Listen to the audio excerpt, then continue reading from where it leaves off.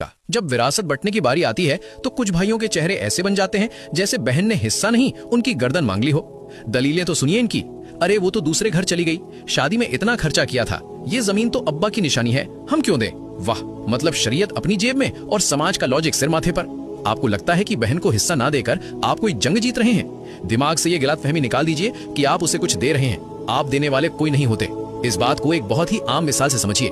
मान लीजिए आपके घर पर एक कुरियर आया, उस पैकेट के ऊपर साफ साफ आपकी बहन का नाम लिखा है। अब भले ही वो पैकेट आपके हाथ में है, वो आपके घर में रखा है, लेकिन क्या आप उसके मालिक बन गए? नहीं, आप उसे खोल भी नहीं सकते क्योंकि उस पर नाम किसी और का है। अगर आप उसे रख लेते हैं तो आप भाई नहीं, उस अमानत के चोर कहलाएंगे। बस यही मामला विरासत का है। जिस पल आपके वालिद का इंतकाल हुआ, उसी पल अल्लाह ने जमीन जायदाद पर नाम लिख दिया कि इतना हिस्सा बेटे का है और इतना बेटी का। वो जमीन अब साझा है, आप दोनों उसके मालिक हैं। अगर आप बहन का हिस्सा अपनी जेब में रख रहे हैं तो याद रखिए, आप अपनी चीज नहीं बचा रहे, आप दूसरे की चीज पर अवैध कब्जा कर रहे हैं। अब सवाल आता है, अल्लाह ने किसका कितना हक रखा है? अल्लाह ने कुरान सूरह अन-निसा आयत 11 में ये कानून आसमान से नाजिल कर दिया है। अल्लाह का फरमान है, एक लड़के यानी बेटे का हिस्सा 2 लड़कियों यानी बेटियों के बराबर है, यानी रेशियो 2:1 का है। अगर 3 हिस्से होंगे तो 2 बेटे के 1 बेटी का। अब यहाँ बहुत से लोग और हमारी बहनें भी सवाल उठाती हैं कि लड़के को डबल क्यों, ये तो नाइंसाफी है। तो सुनिए इस्लाम का प्यारा लॉजिक। जब अल्लाह ने बेटे को 2 हिस्से दिए तो उस पर सैकड़ों जिम्मेदारियां भी डाल दी। उसे बीवी का खर्चा उठाना है, बच्चों को पालना है, माँ बाप की खिदमत करनी है, घर का राशन लाना है। उसका पैसा सिर्फ उसका नहीं, पूरे खानदान का है। लेकिन बेटी को जो 1 हिस्सा मिला, उस पर 1 रुपए की भी जिम्मेदारी नहीं है।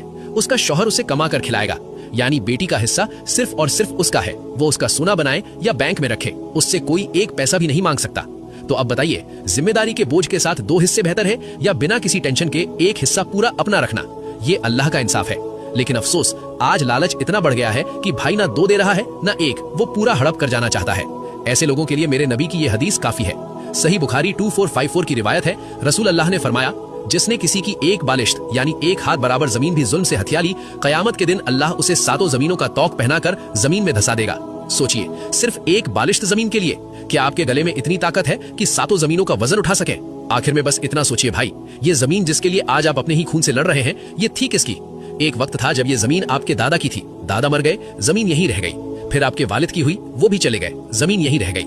आज आप लड़ रहे हैं कि ये मेरी है, कल आप भी कब्र में होंगे और ये जमीन किसी और की हो जाएगी।